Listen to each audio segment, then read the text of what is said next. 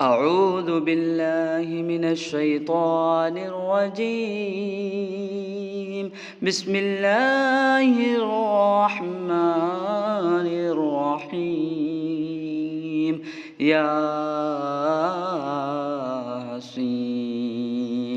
والقرآن الحكيم إنك لمن المرسلين على صراط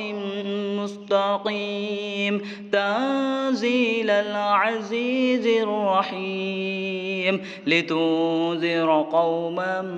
ما أنذر آباؤهم فهم غافلون لقد حق القول على أكثرهم فهم لا يؤمنون إنا جعلنا في أعناقهم أغلالا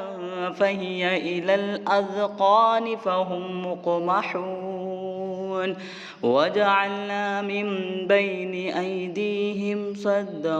ومن خلفهم سدا فأغشيناهم فهم لا يبصرون وسواء عليهم أأنذرتهم أم لم تنذرهم لا يؤمنون إنما تنذر من اتبع الذكر وخشي الرحمن بالغيب فبشره بمغفرة وأجر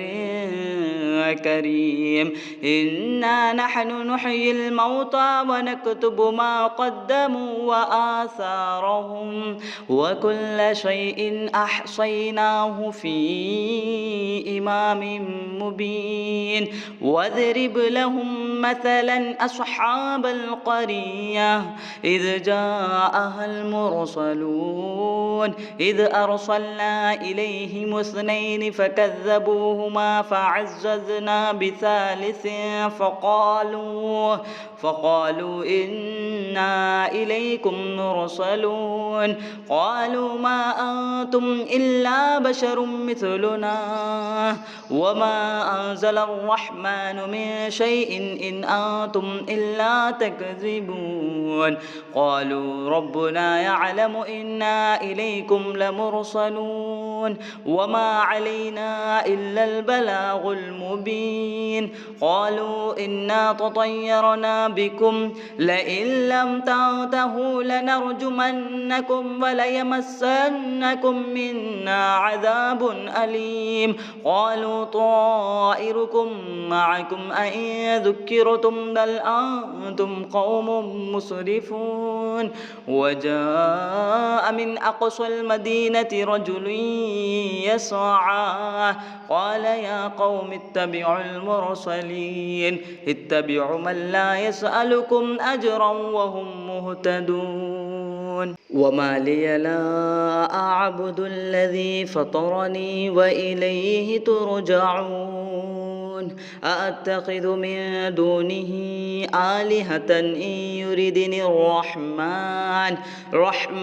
بضر لا تغن عني شفاعتهم شيئا ولا ينقذون إني إذا لفي ضلال مبين إني آمنت بربكم فاسمعون قيل ادخل الجنة قال يا ليت قومي يعلمون بما غفر لي ربي وجعلني من المكرمين وما أنزلنا على قومه من بعده من جود من السماء وما كنا منزلين إن كانت إلا صيحة واحدة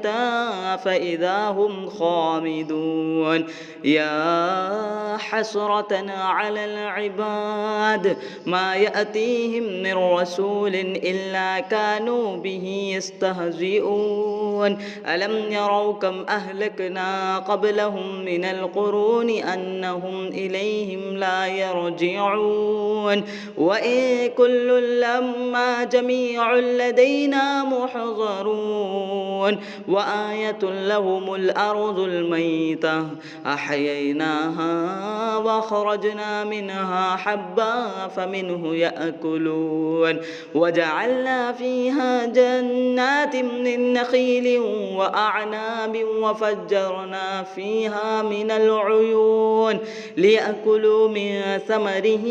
وما عملته أيديهم أفلا يشكرون سبحان الذي خلق الأزواج كلها مما تنبت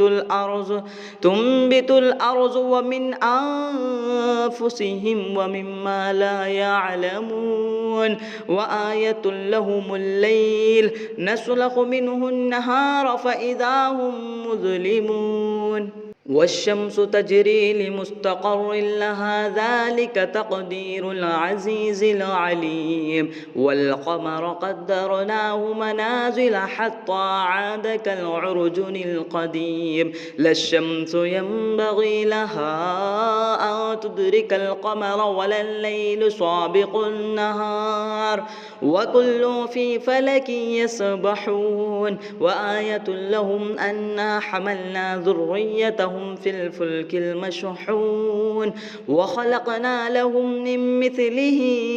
ما يركبون وإن نشأ نغرقهم فلا صريخ لهم ولا هم ينقذون إلا رحمة منا ومتاعا إلى حين وإذا قيل لهم اتقوا ما بين أيديكم وما خلفكم لعلكم ترحمون وما تأتيهم من آية من آيات ربهم إلا كانوا عنها معرضين وإذا قيل لهم